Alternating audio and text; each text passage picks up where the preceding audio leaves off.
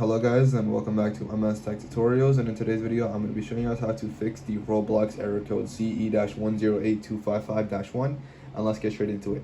So the first thing that you guys can do is make sure if you have any system software updates available, and you can do that by heading over to settings. From settings, scroll down until you see system, and then from system go over to system software. Click X and then go down again to system software update and settings, and then click X again. And then from here you can check to see if you have any updates. If you're up to date, then you're good to go. But if you do have an update, go ahead and click X and then click on update using internet or update from USB drive. I recommend using internet, but it's up to you.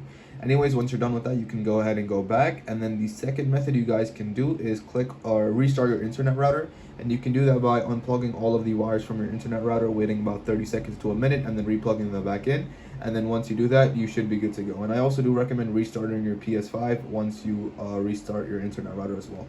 And once you do all of these steps, you should be good to go and you are all set. So yeah, that is it for the video. Thank you guys for watching. Make sure to give the video a thumbs up, subscribe to the channel, and have a great day.